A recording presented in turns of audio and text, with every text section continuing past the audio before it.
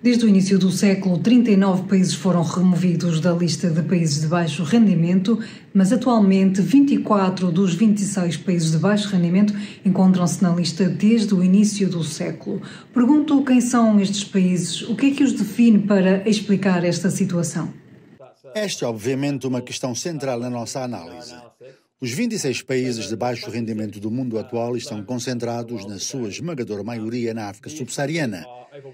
22 deles estão na África subsaariana. Além disso, 17 deles são o que o Banco Mundial classifica como países frágeis e afetados por conflitos.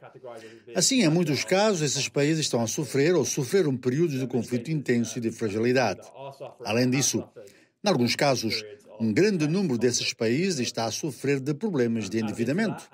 O Banco Mundial e o FMI classificaram os países em função do risco de endividamento, de dificuldade de dívida soberana e dos países de baixo rendimento, cerca de metade estão atualmente em risco elevado de dificuldade de dívida.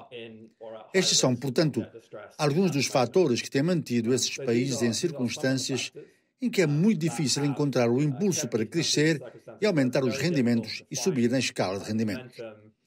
Além disso, como é óbvio, estamos a viver num mundo em que as alterações climáticas estão a avançar e, tanto devido a essa geografia como aos seus baixos níveis de rendimento, muitos desses países têm muita pouca resistência às catástrofes relacionadas com o clima e são mais suscetíveis às catástrofes do que muitos outros países.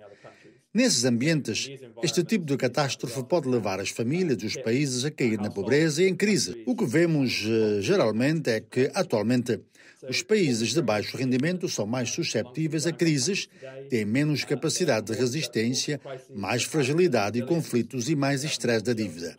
E quando juntamos estas coisas, elas atuam realmente como um amortecedor que torna muito difícil o crescimento e o aumento dos rendimentos. Olhando especificamente para Moçambique, o que é que está a bloquear o país, tendo em conta que este ano a prospecção económica por parte do IMF é positiva e o país começou também este ano a extrair gás natural, um recurso natural que, segundo o relatório, é importante para a elevação económica do país?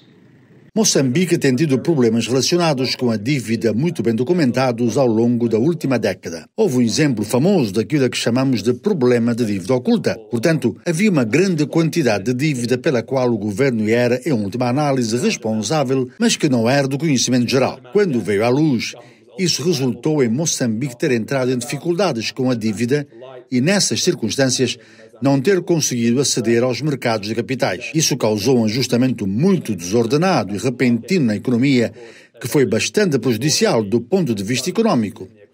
Se estivermos numa situação de endividamento, isso significa que não podemos fazer os investimentos do setor público ou, de um modo geral, atrair investimentos privados de que necessitamos para construir capital humano, construir capital físico. É uma coisa com que Moçambique se tem debatido.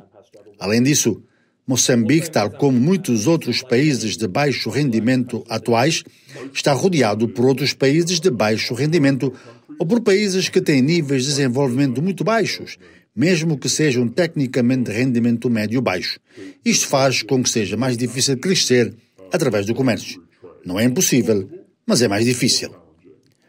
A única coisa que os países de baixo rendimento hoje em dia tendem a não ter é a boa sorte de ter vizinhos ricos.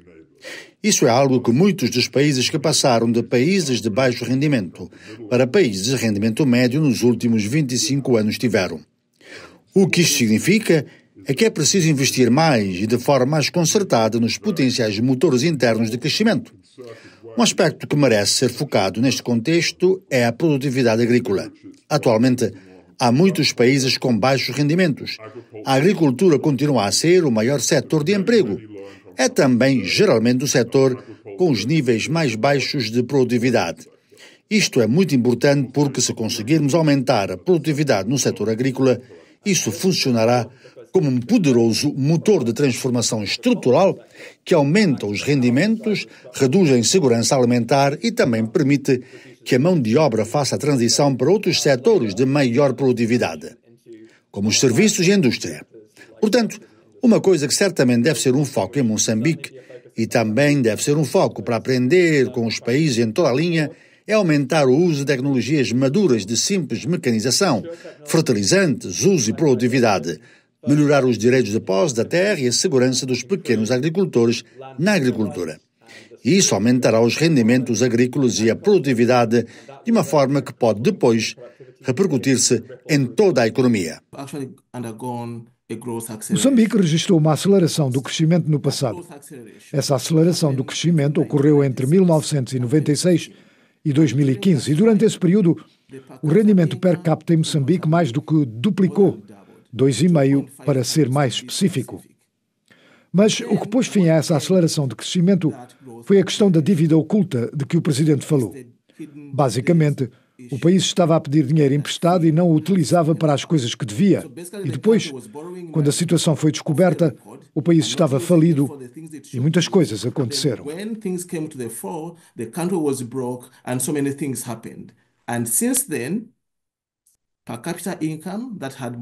Desde então, o rendimento per capita, que tinha mais do que duplicado, cresceu apenas 4% na última década. Portanto, se Moçambique conseguir ultrapassar alguns dos desafios que impediram a aceleração do crescimento, em termos de governação, transparência, como utilizar os recursos de que dispõe, falou dos recursos naturais, a forma como os utilizarão para obter maiores benefícios económicos para o país, fará a diferença para este país.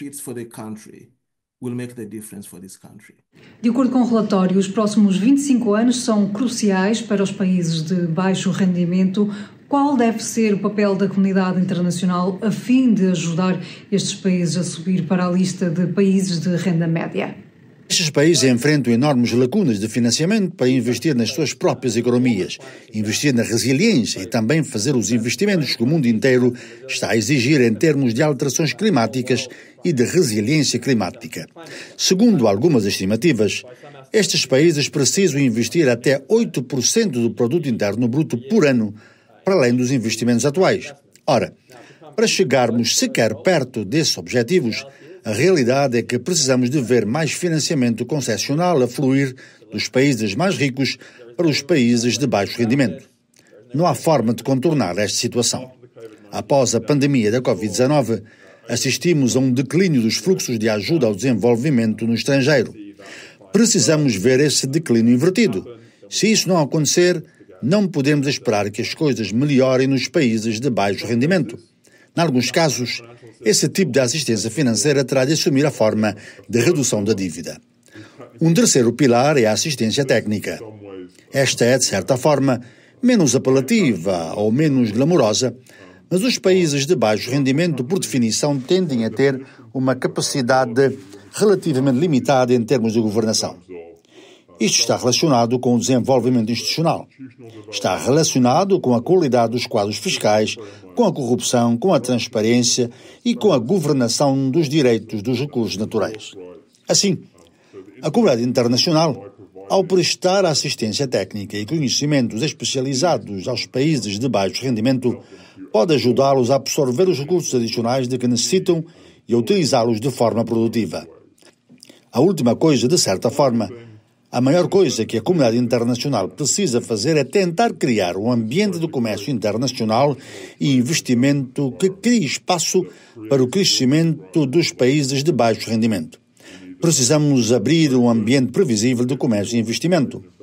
E, nessa circunstância, os países de baixo rendimento estão numa posição muito mais forte para impulsionar o seu próprio crescimento a nível interno, construindo as suas indústrias nacionais e efetuando trocas comerciais com o resto do mundo. Philip Kenworth e Joseph Moegi, obrigada por esta entrevista à Voz da América.